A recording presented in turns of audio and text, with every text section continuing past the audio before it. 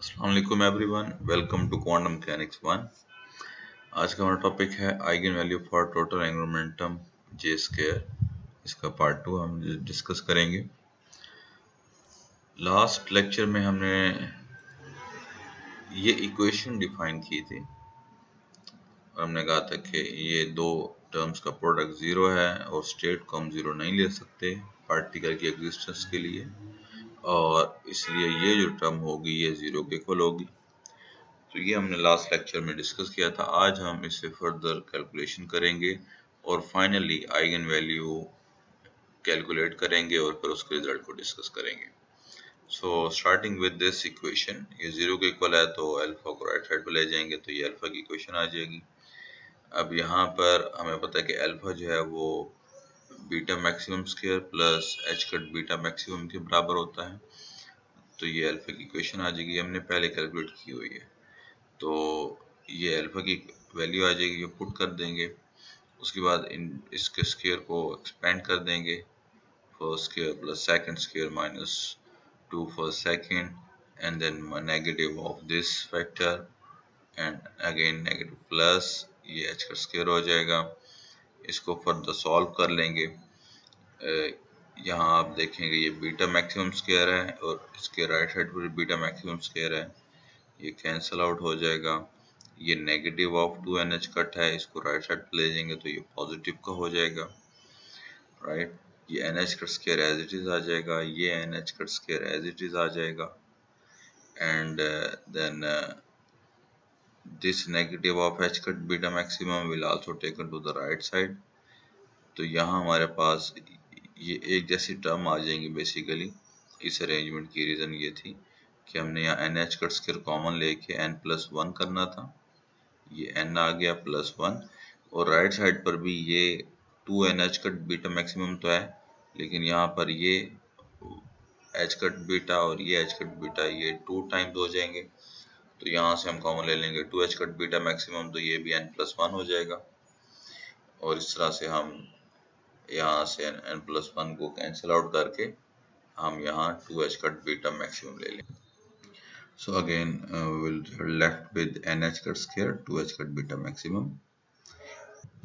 So beta maximum will be NH cut by 2 and then we use the convention that J is equal to N by 2. तो ये हमारे पास beta की value आ जाएगी which is equal to JH cut, और यहाँ जो J है वो N by 2 है, लेकिन N जो है वो 0 1 2 3 है। ये वैल्यूज हमने क्यों डिफाइन की, क्या रीज़न है, इसको अभी हम डिस्कस करेंगे रिजल्ट्स में। तो इससे ये ज़ाहिर होता है कि जो J की वैल्यूज हैं वो होंगी 0 1 by 2 1 3 by 2 and so on. So ये हमारे पास बीटा की वैल्यू आ गई JH कट के equal, J is equal to this and N is equal to this. So इसका जो आंसर है वो हाफ इंटीग्रल क्वांटम नंबर्स इसमें हमें नज़र आ रहे हैं। जब यहाँ 1 पुट करें तो 1 by 2, 3 पुट करेंगे 3 by 2 एंड 4 पुट करेंगे then 4 by 2 and so on. तो इसको हम जो है हमें पता है कि ये स्पिन कंट्रीब्यूशन की वजह से बेसिकली हमारे पास हाफ इंटीग्रल वैल्यूज आ रही हैं और as a result we have been looking for, तो यही हम ढूंढ रहे थे क्योंकि ये टोटल एंगुलर मोमेंटम है, तो टोटल एंगुलर मोमेंटम में स्पिन कंट्रीब्यूशन एड अप होती है। So the final value of alpha will be beta maximum plus h cut beta maximum. However, beta is equal to j h cut, तो ये j square h cut square plus j h cut square हो जाएगा। इस तरह से ये h और वो h वो मल्टीप्लाई होकर स्क्वायर हो जाएंगे and by taking common h cut square j into j plus 1. So this is the final value of alpha, which was our required answer that we want to calculate the eigenvalue of J square, और हमने start में assume किया था that alpha is the eigen value of J square. So अब हम इसके result को discuss करेंगे विच इज़ वेरी इंपॉर्टेंट।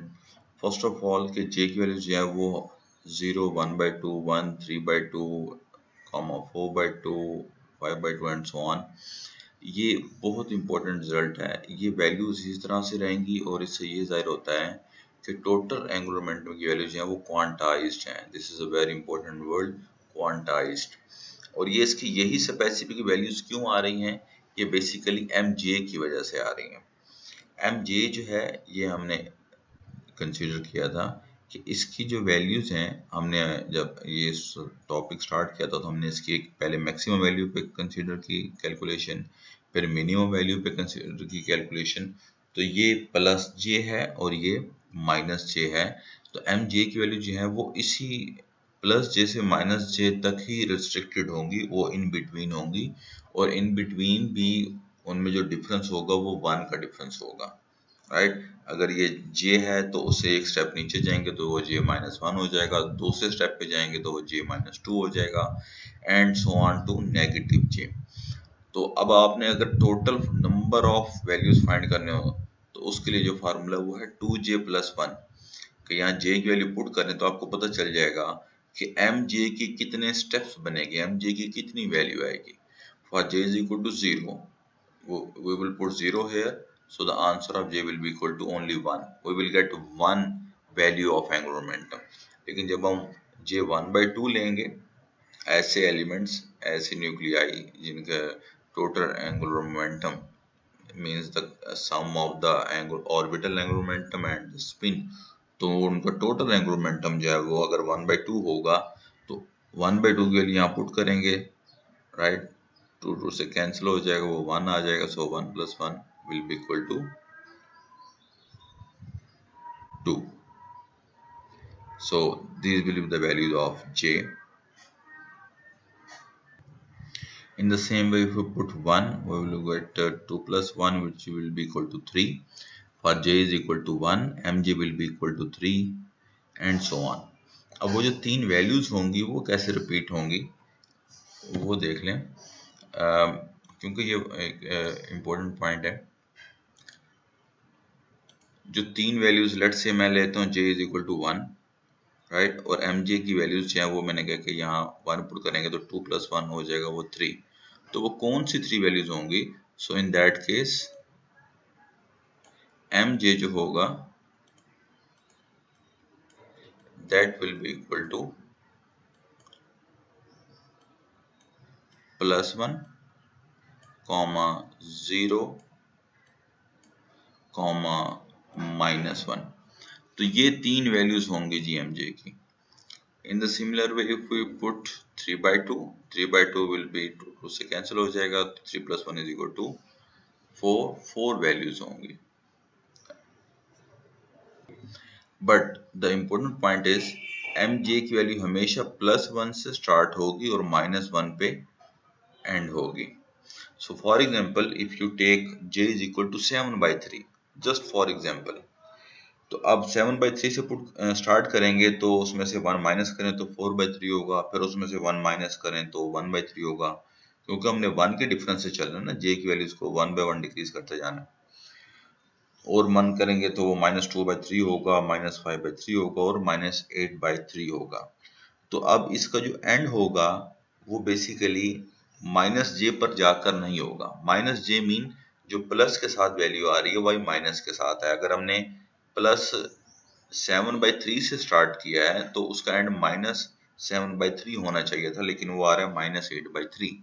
तो इससे ये साफ जाहिर है कि 7/3 is not the value of j। तो इसलिए ये specific values with the difference of half हम लेंगे और वहां से एम जी की वैल्यूज को भी हम इस तरह से कैलकुलेट करेंगे। और यहाँ ये इसकी डिटेल भी दी हुई है फॉर -5/2, देन -3/2 एंड -1/2। तो ये देखें कि ये +5/2 पर जाके ख़त्म हुआ है।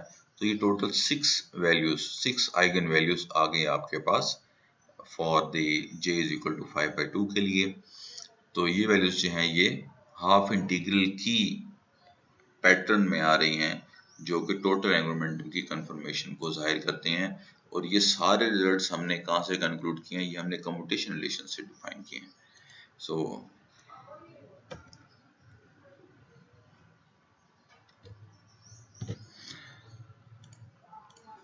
अब वो कहते हैं कि जे स्केयर की वैल्यू, ये हमने जनरल फार्मूला इनिशियली स्टार्ट किया था कि जे स्केयर वो अल्फा उसकी आइगन वैल्यू होगी। तो उसका जो रिजल्ट अब हमने कंक्लूड किया वो होगा J square operating on psi will be any wave function, and then the answer or the eigenvalue will be h cut square j into j+1। इसी तरह से ये j स्केयर के लिए, तो j के लिए वो हो जाएगा h cut into j+1, but with under root, तो स्केयर है तो उसका अंडर रूट ले लेंगे बोथ साइड्स पर। और इसी तरह से हमने ये फाइंड कर लिया कि eigen value of J square is H cut square J into J plus one and it only depends on the quantum number J. ये total angular momentum quantum number है, और जो total angular momentum J square या J हैं और Z component जो हैं वो हम इस तरह से डिफाइन करेंगे इन फ्यूचर। तो जे स्केयर होगा तो हम उसके आइगन वैल्यू डायरेक्ट से यूज कर सकते हैं, जे होगा तो उसके आइगन वैल्यू ये यूज करेंगे, और अगर जे जेड होगा जो कि हमने कुछ लेक्चर्स पहले डिस्कस किए हैं तो उसके eigen value m J h cut होगा। और ये तमाम जो है वो बेसिकली किस पे डिपेंड कर रहे हैं, जे के ऊपर। ये आप देख रहे हैं ये भी J, so our eigen values depended on J and J is basically the values of 0, 1 by 2, 1, 3 by 2 and so on. So thank you very much for your time. I hope you have understood this concept. Comment below if you have any question.